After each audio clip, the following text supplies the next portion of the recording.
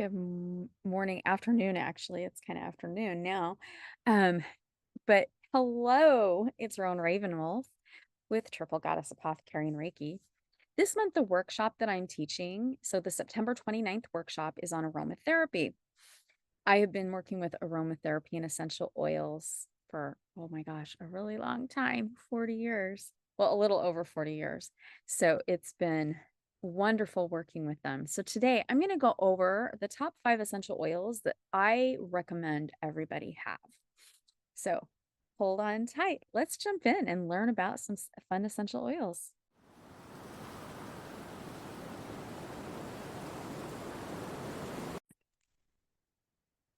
So, all right, essential oils, one of my favorite topics. So, um, like I said earlier, I have been working with essential oils for a little over 40 years. So it came about one of my mom's really good friends. Her kids actually are allergic to antibiotics and penicillin. And so when they would get like strep, she had to find other ways to actually treat the illnesses. And part of that was using herbs and herbology, which I also love working with. And the other was essential oils. So she actually kind of took me under her wing, taught me a little bit, and then I just ran with it. And whatever I could get my hands on and wherever I could take classes, I just did. So these are my top 5 essential oils, and I'm going to talk about a little bit about them. And actually, one of them I'm really going to like pound on quite a bit, only because I'll let you make the decision. But okay, so let's talk about these essential oils. So the number 5, so we're going to start with number 5. I'm going to go backwards. So my number 5 is tea tree oil. And actually, it should probably be number 2, but number 5 is tea tree oil. What I love about tea tree oil is it can work on all sorts of things. It is an antibiotic, not an antibiotic, I'm sorry, it's an astringent, but it's antibacterial. So it's really great to have around the house. It's really good to clean with too. So actually all of the 5 essential oils I'm giving you today, you can actually make into a cleaner. So you can take all the 5 essential oils, put it in a spray bottle with vinegar, and you've made your own cleaning house cleaning multi-purpose cleaner. So it's a really, really great way to clean. But tea tree oil has like so many great uses. Tea tree oil, like, so when I was growing up was like Clearasil is the big thing. So in the teenage years when people were getting pimples, they were using Clearasil and it wasn't getting rid of it. This is where I learned about tea tree oil, and it was actually the first essential oil I ever worked with. If you put tea tree oil on a pimple, a boil, scabs, like cuts, tea tree oil is going to help actually clean it and get any gunk out. So I used tea tree oil all the time on acne, and it would get rid of it right away. So it is a miracle. I also used it actually when my ex-husband had a giant boil. We used tea tree oil on the boil. It worked. So tea tree oil, it is fabulous. It's not one that a lot of people like to diffuse. I did diffuse it a lot when my husband and I was like, oh, we've been exposed to the flu. Oh, so and so had strep. Oh, whenever we've been exposed to an illness, I usually do put it in my aromatherapy diffusers around my house just to kind of cleanse the area. Just hopefully it will kill the germs in the air. So that's how I use it. However, keep in mind it doesn't have the best smell in the world, so it's not like one you're going to want to make a candle out of. So, but it is really, really good. You can also use it in your hair. So like if you've got a dry scalp, super oily, tea tree oil actually works really great with hair. With all the essential oils, please never ingest essential oils. I always get on a high horse with that, and I'd rather do that as a separate video than like spend getting on my soapbox about why we don't ingest. I don't care what anybody says. Well, okay, wait, I should take that back. Certified aromatherapists are going to tell you never, never, never, never, ever ingest essential oils. The multi-level marketing companies will tell you it is okay. Tea tree oil, you should never ingest it. Do not drink it. Don't put it in your water and drink it. Don't put it in capsules. No, don't. Okay. Just don't. I go into more details. Like if you take the aromatherapy class, I'm going to go into a lot more details on that, but just don't ingest it for me, and always use a carrier oil. The essential oils are, it's the oil from the plant, so it's a lot stronger than if you actually were to dry the herb and make it a tea. If it's like tea tree oil, I don't think you're supposed to even ingest in a tea form either. That one's one, like, I'm pretty sure you're not supposed to. I've never made a tea out of it, so I'm pretty sure you're not supposed to. All of a sudden I'm like, "Oh my gosh, am I forgetting?" Like I yeah. But don't ever ingest it, and always use a carrier oil. You want to use the carrier oil, like I said, because like the plant is so much, the oil from the plants are so much stronger that your body can react to it. So you may not have an allergy, but you might have an allergy or create an allergy if you put the essential oil straight on your skin. So always mix it with a carrier oil. My favorite go-tos are jojoba, coconut oil, almond oil. I love the combination of almond oil and coconut oil and olive oil. They're really great. Avocado oil is great. Actually, I kind of love all of carrier oils, but my go-tos is usually a combination of almond and coconut oil. And then you just put that, you put your tea tree in there. Put your essential oil in first, and then put your carrier oil on top. And you know, if you've got like, oh, hold up. This is a little jar, but like if you're making a mixture here, I would do maybe 10 drops of the essential oil and the rest of it is the carrier oil. Shake it up. It's a great way to test it. And then if you're like, oh, I need more of the essential oil, you can add a drop or two if you do feel like you do need more, but you want to be really, really careful. So that's number 5, tea tree oil. So number 4 is peppermint. Peppermint is so fabulous. It does so much. So it also like I use it all the time, especially I'm really bad in the summer because I'll like open my back door and walk in and out and leave the back door open. And so like I've had bees fly in the house, I've had flies fly in the house. We had a squirrel almost go in the house. That was when my husband's like, but peppermint, you can diffuse it, and it actually like bugs don't like it, bees don't like it. So when they smell that peppermint, they're gonna stay away from it. So you can diffuse it. So it's also really great for bug spray. So you can actually use in a mister. Half of it you're going to want distilled water. The other half you're going to want witch hazel, liquid witch hazel, and then you'll put your essential oil in. Again, put your essential oil in first, but peppermint is one. Actually, the peppermint, the eucalyptus, and the tea tree, they are great. They will keep mosquitoes away. They will keep ticks away. So if you love going outdoors and there's ticks around, like I don't know any place where there's not ticks, but the bugs don't like this combination at all. So a lot of the oils I'll be talking about today, you can make your own bug spray, put it in the mister, spray yourself. Bugs are going to not want to get near you. And then you're not using the chemicals. If I go into a deep forest, I usually do use the deep stuff only because the essential oils you have to kind of keep putting on. And if I'm going to be in a forest for like 5 hours, I'm going to run out of my homemade bug spray. But just it's really like sitting by the fire. I love just having us sitting by the fire. I even take my diffusers outside sometimes when I'm sitting by my bonfire in my backyard, um, just because peppermint keeps them away.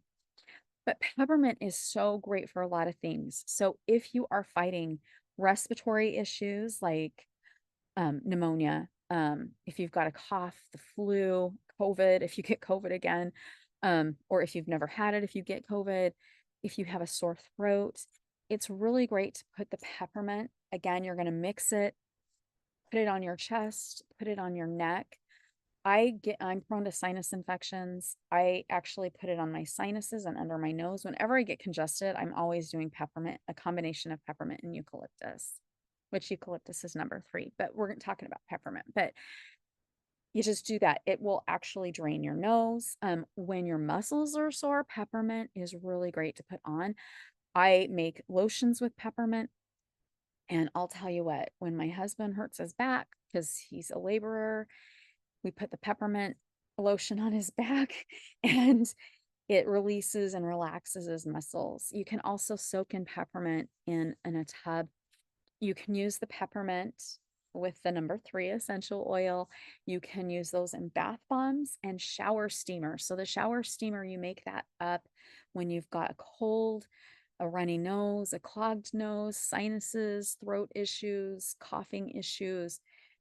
Throw your shower steamer in, jump in a really super hot shower, and that is just going to clear you up. So peppermint is like one of my like high priorities. So that's number 4. Number 4 is peppermint. So number 3 is eucalyptus. And eucalyptus and peppermint, they're best buddies. They are great for any kind of cold. They are just and actually even soreness. So even if you go to the gym and you like lift a lot of weights, or you go for a long run and you haven't ran for a while and you've got the lactic acid in your legs and you're like, oh my gosh, my legs are killing me. The combination of the eucalyptus and peppermint will help relieve that pain. And again, it drains you. So shower steamers, bath bombs, that type of thing. I even actually like when my sinuses are bugging me, my combination, it's in a roll on. So it's, a little bigger than this, but it's the roll on. So I can just roll it. I do 10 drops of peppermint, 10 drops of eucalyptus. The rest of it is my carrier oil. And I just do it. So I can actually, when I feel my sinuses getting clogged, so this is like pre-sinus infection, but sinus infection is around the corner. I just start going to town with my roller, but I also will put drops of it. I'll roll it on a cloth or put drops of it on a washcloth. Put the washcloth in hot water, like I'll boil some water, put it in the hot water, and then just lay it on my face. I do the same on my neck. It helps alleviate the signs and symptoms of illnesses. And again, like I said, eucalyptus, peppermint, and tea tree. So 5, 4, and 3, they make a great household cleaner because they all are antibacterial and they all have astringent properties. And like the tea tree oil is a really, really good cleaner, but because it doesn't smell as good, throw that peppermint and eucalyptus in there and you have like a really beautiful scent. All right, number 2, lemon. All right, lemon essential oil has such a sweet smell to it. I love this. I can just sit with my bottle and just smell it. It's like, oh. But lemon has a lot of properties to help with your skin. So the lemon essential oil is really good, especially if you have dry hands or dry feet. Soak So you'll make your mixture, you'll do your lemon essential oil, put your carrier oil in. I use about this much, put it in a big bowl with maybe 2 gallons of hot water, dump it in and soak my feet. So if my feet are dry or my feet are sore, that lemon actually really dry, like it helps rehydrate your skin. It has a soft smell and it actually makes your skin feel really, really good. So that's a plus. So, and honestly, if like my feet are sore from like standing on them all day, or if I go like 40,000 steps, I have done that before where my feet are like, what did you do to me? I usually add a little bit of eucalyptus with the lemon, and it just makes this really like your body will love you. So you can even put that in a bath soak. Again, you always want to test it. Lemon is very refreshing. You can add that to your vinegar mixture with 5, 4, 3, and obviously 2, which is lemon. I also like to put it down my drains, like my sinks and my bathtub, especially the kitchen sink, because like little food particles get in there and sometimes like it has a smell and you don't have that smell if you just put like a little bit. And you don't have to dilute the essential oil then. You can just put like 2 drops in your drain and it just refreshes and gives a nice fresh scent. So it's a plus to have the lemon. So my number 1 essential oil, and this is like number 1 hands down, is lavender. Lavender is a miracle, and I'm not going to go in. I could talk about lavender for probably like 5 hours. So, and we're not going to do that. But lavender is my favorite. Not only does it smell so good, it is an astringent, it is antibacterial. It can help with, it can actually help with acne. So I like to actually mix lavender, tea tree, and I didn't talk about frankincense, but lavender, tea tree, and frankincense I mix in my own face cleaner. And so it's witch hazel with tea tree, lavender, and frankincense, and I wash my face with it. But lavender has a lot of amazing healing properties. It's so good for you. You can use it every way I've talked about before without like the other essential oils. Yes. It is my favorite to make lotions out of. So I make a ton of lotions out of it. I also make my sleep mist out of it. And you'll see a lot of witches like to make their sleep mist with lavender. It is extremely relaxing. If you've had a hard day, put some lavender essential oil and some almond oil or avocado oil, put that in a hot bath and soak in it. One of my favorites is I actually take the lavender, I put it on Epsom salt and sea salt, and I let it sit and dry, and then I can toss that in a bath. It's very relaxing, very soothing. And then also if the bath's really hot, you also are breathing in the fumes from the lavender essential oil. So it's amazing. All right. So recently I was chatting with people and they were some friends and they're like, "Oh, like you're not supposed to use lavender on boys, like teenage and under." And I'm like, "Okay, wait." Because I'm finishing my aromatherapy certification and I'm like, they didn't teach us that. So I reached out to my teachers. So here's what I have found out. And this is my research. I literally spent probably 60 hours researching this. There was a doctor in, if I remember the date, 2007, a pediatrician out of Colorado, in the United States. And he had three patients who were having hormonal issues. He concluded his theory was it was because of lavender essential oil. All right, so here's the thing. There was like one of them was like almost 11. One of them was like 2.5 or 3 years old, and the other one was between the age of 2.5 to 10, 11 years old. Okay. They each were using a different product that had lavender essential oil. One, at least one of the boys, the product had lavender essential oil and tea tree. The product was not listed, and this theory is only from 3 children. We do not know what the products were because he didn't list the products. All he listed was lavender essential oil and tea tree essential oil. So the products were not listed. One of them said it was a lotion, one of them said it was an ointment, and it sounded like maybe an ointment the mother made. And the other one said a product, and just said a product. So there are a lot of products out there. As a matter of fact, it's like I'm not going to name like the big brands, but there is a huge, huge brand. You always see it in the baby aisle. They have a lavender essential oil in their product, but there are a lot of other chemicals mixed in that baby lotion with the lavender essential oil. So you don't know if it's one of those chemicals that is actually causing the problem. The other study was done in 2011. Okay, this was human cells were taken and they were injected with drop or drops of lavender essential oil. So you have a human cell that has been injected with it. Okay, you're not, number one, you're not supposed to ingest essential oils. And this is literally a human cell. So it's not like your skin. It's a cell that they are injecting the essential oil in. All right. So when our skin has the carrier oil and the lavender in it, we're not doing the lavender straight on like our cells are in our skin, but it's not like this. It's different. It's the literal human cell with DNA. Okay. So in this study, they talked about how they were using petri dishes and they were using a plastic.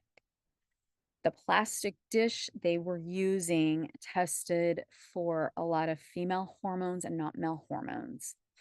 So when they did this study, they were taking things from the petri dish, putting them in this plastic dish that had female hormones in it, and putting them back in a glass petri dish. So you've got a lot of transferable stuff.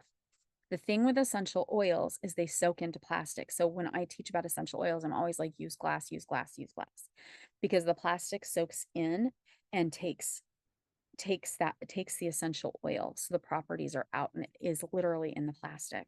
So it's also going to work the opposite way because the plastic is going to go into whatever, like it's like that's why when you have water bottles, you want to make sure they don't have BPs in them because the BPs go in the water. That's hazardous for our health. So we want to make sure if we're drinking out of a plastic bottle, we don't have something with BPs. So this is why the 2011 study is very concerning, is because they were using stuff that has contaminants in it, so you can't really test the essential oil. So that study came out. So they were saying, yeah, you can't use this on kids. So they were inspired by the 2007 study by the pediatrician in Colorado. So come to find out, first off, you only have 3 boys and you do not have the product. So we do not know what other chemicals or compounds were in the mixtures that were being used on the kids. We do not know if those chemicals and compounds that were used on those 3 boys were in a plastic, and was the plastic BP safe? Because there you have another problem. And did the plastic have female hormones in it? Because a lot of plastics have that. And then you have this other study. So needless to say, based on all of that, I did find tons of information, a lot of it from people who are certified aromatherapists and also medical doctors. So they have both. They're like a medical doctor who does homeopathy. So they're an herbologist and an aromatherapist. And they were like, this is wrong with this study. This is wrong with this study. They didn't do this. They didn't do this. This is why this is safe. I always tell everybody, please be safe with essential oils. But just so that you know, if you do hear that about lavender, do your research, make your own decision. Quite frankly, I used it on all 3 of my children, and I did not have any issues with my kids. I have 1 son and 2 daughters. Um, Again, the 2007 study was saying it's bad for boys. My son had zero issues. But I'm also very cautious, and I've been working with essential oils for a very long time.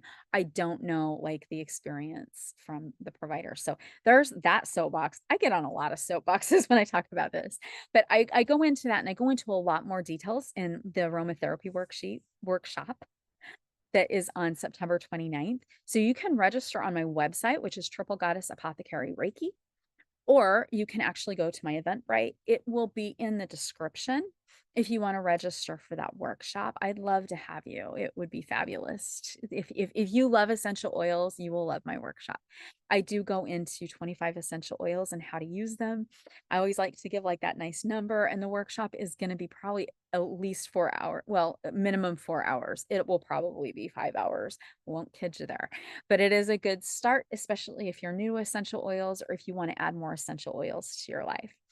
So that's today, essential oils. If you like this video, please make sure to do a thumbs up or heart it so that I know that you love this and that you would like to learn more about essential oils. Don't forget to subscribe or to follow me so that you can get more on my classes, on my daily tarot readings. And just an FYI, this video is available to Patreon members early. So if you become a Patreon member at any level, $2 or above, you get these videos before anybody else gets them. Plus, there's content only available to Patreon members, and that is Triple Goddess Apothecary Reiki on Patreon. As always, have a blessed day, and namaste. Blessed be.